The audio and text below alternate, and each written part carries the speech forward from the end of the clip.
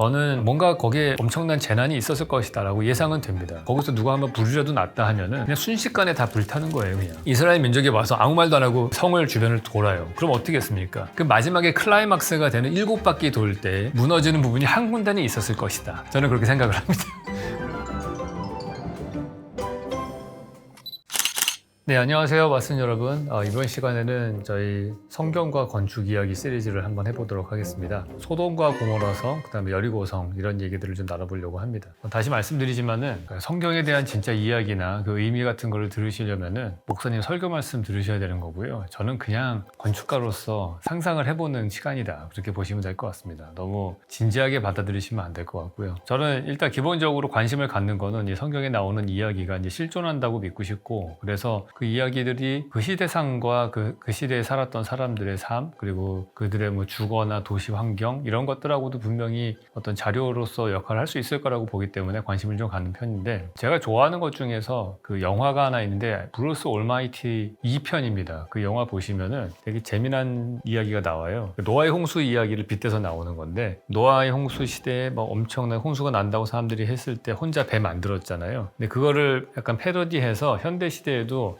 어떤 일반적인 남자가 하나님의 계시를 받고 산에다가 막 배를 만듭니다. 뭐 여러 가지 웃기는 기적들도 나와요. 갑자기 뭐 배 만드는 방법 설명서 이런 거 배달돼서 오고, 막 목재도 배달돼서 오고 해서 만드는데 결국에는 홍수가 나긴 납니다. 근데 그 예상하는 날에 홍수가 어떻게 났냐면 댐이 무너져서 나요. 그 댐이 무너져서 사람이 죽을 뻔하는데 그 배에 타서 살고 뭐 그런 스토리로 나옵니다. 어떻게 보면 홍수라는 게 과거에는 빙하기가 끝나가지고 기후가 바뀌면서 생겨난 그런 기후 이변으로 된 홍수일 수도 있을 것이고, 현대에는 댐이 무너지는 것도 또 다른 사건의 홍수일 수 있잖아요. 어쨌든 그런 실제 가능한 사건을 가지고서 거기에 의미를 부여하는 거에 따라서 뭐 다르게 해석될 수 있겠죠. 저도 사실은 그런 각도에서 보는 겁니다. 무슨 사건이 있었을 거라고 봐요. 근데 하나의 사건을 어떤 사람은 이게 하나님의 사건으로 해석하는 사람들도 있고, 어떤 사람들은 그냥 과학적인 시각에서 보는 사람들도 있을 것이고, 저는 이제 건축가적인 관점에서 그거를 좀 조명해 보고 싶다, 이런 생각입니다.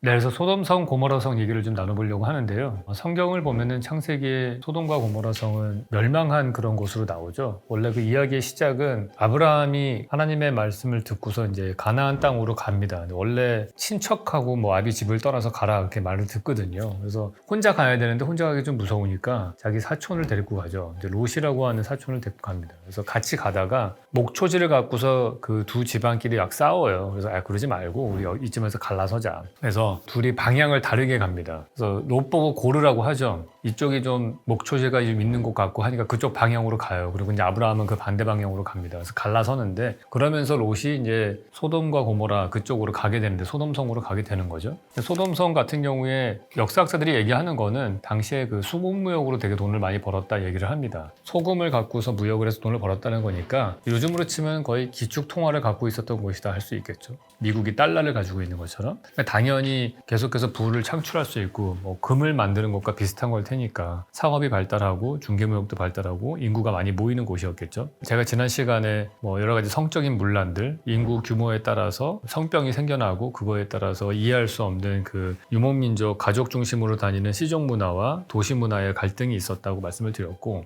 그런 면에서 보면 소돔성이나 고모라성 같은 경우 인구가 한 5만 명 정도 되는 규모의 그러한 도시들은 그 이전과는 없었던 새로운 라이프 스타일이었겠죠. 일단 성을 쌓고 산다는 것 자체가 성벽을 둘러싸고 그 안에 5만 명이 들어가 살게 되면은 인구 밀도가 엄청나게 높아지는 거거든요. 쉽게 우리가 그런 상상을 해볼 수 있어요. 전혀 알지 못하는 사람들이 막 5만 명이 모여 사는데 지금하고는 다르죠. 지금의 5만 명이 사는 도시라고 하면은 상수도 하수도 다 있고 전기도 들어가고 뭐 이러지만은 그 당시에는 아무런 인프라도 없는 상태에서 계속해서 외지에서 오는 사람들이 모여 살게 되면은 뭐 무허가 건축들도 엄청나게 생겨날 것이고, 집들도 되게 바짝바짝 붙어 있고, 뭐 가축들도 같이 있고, 뭐 전염병도 엄청나게 돌았을 것이고, 이런 거를 상상해 볼 수 있을 것 같습니다. 그 성경에 보면은 그 소돔성에 들어가서 롯이 이제 두 딸과 생활을 하고 그러다가 뭐 유황불의 심판을 받는다, 그리고 이제 계시를 듣고 나서 천사들이 와서 얘기를 해요. 그러고서 나와서 갈 때 뭐 뒤를 돌아보지 말아라, 그런 얘기가 나오는데, 그때 그 부인이 돌아봐서 소금 기둥이 되었다, 뭐 이러한 일화가 그 성경에 나오는 이야기죠. 뭐 그거를 얼마나 믿느냐, 아니면 그거에 대한 의미가 뭐냐, 이것들은 그런 이제 종교에서 해야 되는 얘기고, 저는 뭔가 거기에 엄청난 재난이 있었을 것이다 라고 예상은 됩니다. 왜냐하면 5만 명 정도가 살았는데 아무런 인프라도 없는 상태에서 살면은 건축 법규 같은 것도 없었을 것이고, 건축 재료도 결국에는 벽이야 진흙벽돌 같은 걸로 쌓겠지만은 지붕은 결국에는 나무가 없는 상태에서 뭐 지푸라기 같은 걸로 덮고 뭐 이렇게 해서 그 위에 볕단 같은 걸 쌓든지 가벼운 재료로 덮어놨겠죠. 근데 그거는 뭘 보고 추측할 수 있냐 하면은 그 성경 신약에 나오면은 이 병자를 예수님한테 데리고 가고 싶어서 가는데 줄이 많이 서니까 지붕을 뜯어가지고 그 환자를 내렸다, 이런 얘기가 나오거든요. 그걸로 봐서는 그 중동 지방의 그 지역에, 이스라엘 지역에 있었던 집들의 지붕이 그렇게 뭐 엄청나게 비가 오는 지역이 아니니까 되게 튼튼한 건 아니었던 것 같아요. 햇빛을 가릴 정도만 됐던 것 같은데 그런 가벼운 재료로 되어 있을 것 같아요. 그럼 우리가 한번 상상해 보면은 거기서 누가 한번 불이라도 났다 하면은 그냥 순식간에 다 불타는 거예요, 그냥. 그리고 소방서도 없었을 것이고, 거기에 만약에 여러 가지 유황이라든지 이런 물건 같은 것도 있었을 거 아니에요. 여러 가지 무역이 성행하면서. 그러면 뭐 폭파되는 거죠. 예전에 한번 그 중동인가 뭐 엄청나게 큰 폭발이 있었는데 폭탄 만들 때 쓸 수 있는 그런 화학 제품 같은 거 쌓아놨던 창고가 폭발을 해가지고 거의 누가 원자폭탄 터지는 수준으로 사람이 깜짝 놀란 적이 있었잖아요. 그런 것들이 충분히 있었을지 않았을까? 그렇게 생각을 해봅니다. 당시에 여러 가지 뭐 성풍속도라든지 아니면 생활 형태 이런 것들이 아직 갖추어지지 않고 도덕률도 만들어지지 않고 건축 법규도 없고 여러 가지 중앙 집권적인 컨트롤될 수 있는 그런 행정 체계가 없는 상태에서의 도시국가라면은 충분히 그런 어떻게 보면 재난이라고 할 수 있겠죠. 그런 걸 상상해 볼 수 있을 것 같다라고 생각을 해요. 그래서 이어서 드리고 싶은 말씀은 그 여리고성 이야기도 마찬가지입니다.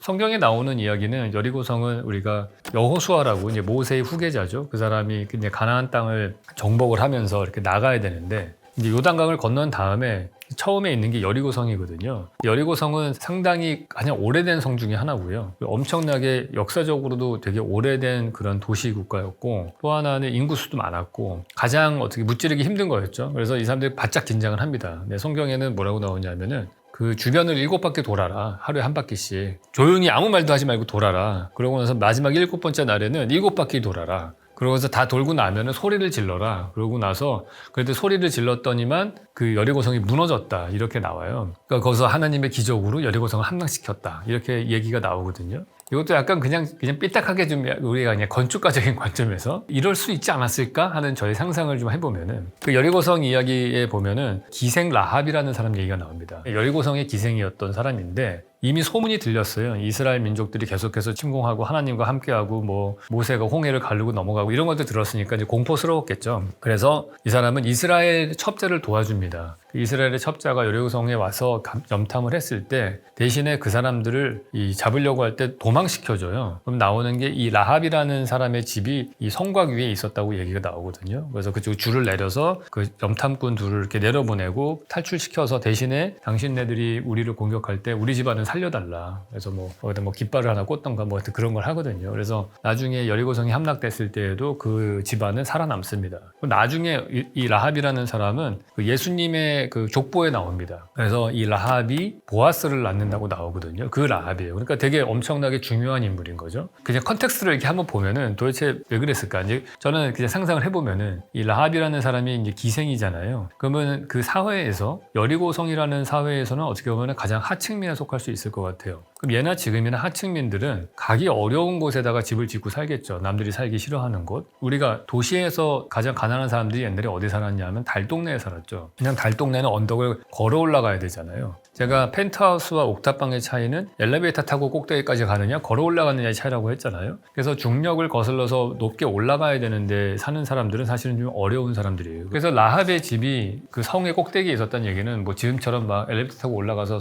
뷰 좋은 막 이런 그런 펜트하우스가 아니고 사실 걸어 올라가야 되는 것이고 무허가로 지어진 집일 것이고 뭐 엄청나게 좋은 자리는 먼저 부자들이 자리를 잡고 사람들이 계속 모여 사니까 무허가 주택들이 지어지고 하는 것이 결국에는 성곽의 꼭대기 같은 데가 아니었을까 그렇게 상상을 해볼 수 있을 것 같아요. 제가 되게 좋아하는 만화 중에 그 나디아라는 만화가 있는데 그 나디아 만화 보면은 그 얘기가 나와요. 그 약간 1800년대 배경으로 나오는데 거기 이제 하이테크 막 기술들이 나오거든요. 그 악당이 그 가고일과 그 집단이 나오는데 거기에 초음파로 그 노틸러스호라는 배를 막 음파 공격을 해가지고 부수는 그런 장면이 나옵니다. 그러면서 그 나오는 대사가 되게 재미난 게 이게 그 여리고성을 무너뜨릴 때 썼던 그 기술이군요. 뭐 이런 얘기가 나와요. 되게 재밌어. 막 성경에 나오는 그 노아의 방주 얘기도 나오고 막 그러거든요. 거기에 그 만화에서 그 작가의 상상력은 초음파 기술이 여리고성을 무너뜨릴 무너뜨린 거다 이렇게 얘기하는데, 저는 이제 건축가로서 상상을 한번 해보면은 이스라엘 민족이 와서 아무 말도 안 하고 그 성을 주변을 돌아요. 그럼 어떻게 했습니까? 적군이 오면은 주변에 살던 사람들도 다 성 안으로 숨어 들어갈 거 아니에요. 그럼 인구 밀도가 순간적으로 엄청 높아지는 거예요. 그럼 한 바퀴 돌고 두 바퀴 돌고 계속 그럴 때마다 그 안에 있는 사람들은 그거에 방어하기 위해서 계속 성벽에 올라가서 전쟁 공격을 준비하겠죠. 그걸 한 닷새, 엿새 계속 하면은 점점 올라가서 더 많이 준비할 거 아니에요, 사람들이. 그러면은 그 성벽이라는 곳이 지금처럼 뭐 엄청난 철근 콘크리트로 잘 만들어진 것이 아니잖아요. 그 당시에 진흙벽돌로 지어진 벽일 거란 말이죠. 그러면은 거기에 불법 건축물도 지어졌을 것이고, 근데 거기에 또 전쟁을 준비하는 사람들이 막 올라가면은 그 하중을 견딜 수 있겠냐는 거죠. 그 마지막에 클라이막스가 되는 7바퀴 돌 때, 그때는 보면 어떻겠어요? 밑에 내려갈 때는 다 올라왔겠죠. 그리고 하중을 견디다 못해 무너지는 부분이 한 군데는 있었을 것이다. 저는 그렇게 생각을 합니다. 그러면은 그 자중으로 무너졌을 때 그때 그 성벽을 치고 들어가서 싸우는 거죠. 그러니까 기생 라합의 집 있는 쪽이 무너지지는 않았으니까 그 가족은 살았겠죠. 그러니까 어딘가에는 제일 취약한 부분이 있었을 거라고 봐요. 물론 그것도 하나님의 기적이다 이렇게 볼 수 있겠죠. 그래서 그거는 모르겠어요. 보는 사람마다 다르지만은 그냥 건축가가 상상을 했을 때에는 그게 어떤 기적으로 무너지게 됐던, 아니면 그게 인간적인 방법으로 그 하중을 못 이기고 무너졌건, 어쨌든 결과적으로는 이스라엘이 여리고성을 무너뜨리는 데 쓰인 거니까, 제가 볼 때는 그 여리고성의 함락은 약간 그런 식으로 해석될 수 있지 않을까 그렇게 생각을 합니다. 진짜 깊은 여리고성의 의미나 이런 것들은 아마 많은 종교학자들이 하실 것이고 목사님들도 하실 것이고 다른 분들이 또 다른 해석을 하시는 분이 많겠죠. 저는 건축가로서 보는 관점은 그렇고요. 오늘은 성경에 나오는 소돔성과 이제 여리고성에 대해서 건축가적으로 한번 상상을 한번 해봤습니다. 다음 시간에 또 뵙도록 하겠습니다.